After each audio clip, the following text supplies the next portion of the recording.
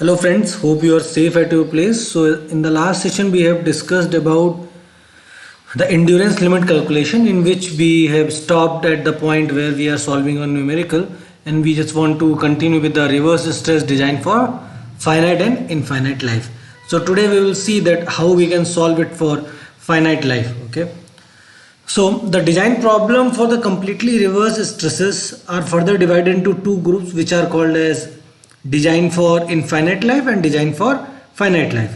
So first case is when the component is subjected to infinite life. Okay, infinite life means there is no limit, okay, for the number of repetitions. So the endurance limit becomes for this particular case is the criteria for failure. So in this particular case where infinite life is there, then you have to calculate the sigma A on the basis of endurance limit, dividing it by factor of safety.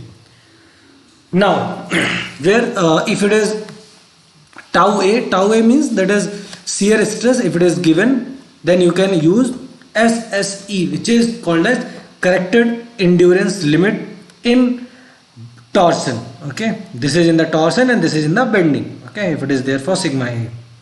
So, and when the component is designed for the finite life, means this is the case 2, which we will discuss in next numericals. Okay, then you have to draw the particular SN curve, which is log 10n log 10s. Okay, on the basis of log diagram of base 10, you have to develop this particular graph where one point A will be having value as 3 on log n value or log 10 n value, and on point this particular y axis the value of point A will be log 10.9 times of SUT.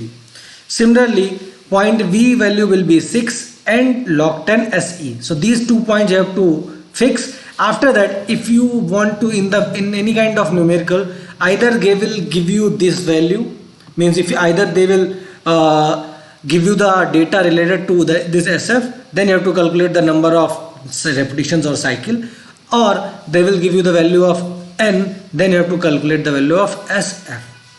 And the same thing whatever I have dictated, the same thing is there. You can see it from this particular theory. They have also mentioned that locate the point A, point B, then depending on the life of n you can calculate the point F, and similarly you can calculate the value of SF, which is called as strength. Okay, so this is there, means the value of fatigue strength can be obtained with the help of this procedure. So as per the case 1, which we have discussed for the infinite life, we have discussed for infinite life in the last session also, we have calculated all the derating factors, which is K, KB, KC and KD. Okay, after that we have calculated corrected endurance limit with the help of this multiplying the derating factors to AC dash. Then the permissible stress amplitude, which is called as sigma A, will be equals to this. As you know that for sigma A will be same for all the components. Suppose you have calculated the sigma A here, which came as 20.36 Newton per mm square, and you want to calculate the plate thickness, then apply the same stress for that particular formula of plate stresses or the stresses applying on plates. So with the help of that you can calculate the value of thickness. Okay, now I am just moving towards the numericals related to the finite life, where number of life, or I will say cycle, will be given, like it is given here 90,000. So this is the problem related with the finite life problems. Okay, so here what you have to do, you have to construct the SN curve on the basis of your values given in the data.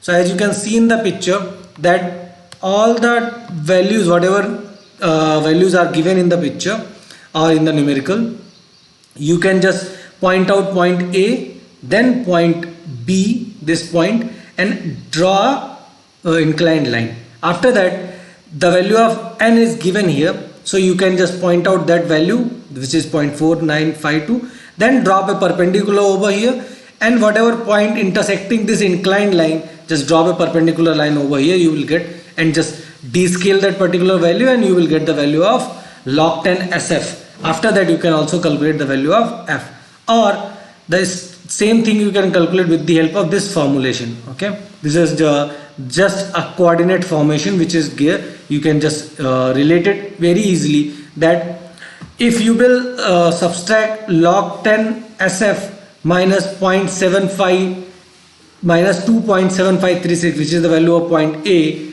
divided by this 0.7536 minus 0.4983, these are the coordinates of point A and point B. I am talking about this is point A and this is point B. Okay, so if you will divide these difference, that will be equals to 4.95. 4.95 is this value, the value of n given in the numerical, minus 3 divided by 6 minus 3. Okay, so in this way you can calculate the value of SF very easily. So these are the two kinds of numerical which usually come in the picture whenever you are having any university or any competitive exam. So I am giving you this numerical as an assignment. Just try to complete this numerical, okay, and get the answer. In the next session I will just give you the answer of this particular numerical, and we'll discuss how you can solve it very easily. So meanwhile, just stay tuned with our Engineering College Banswara YouTube channel for more such update about mechanical engineering, civil, electrical and computer science engineering. And in the next session we will also discuss about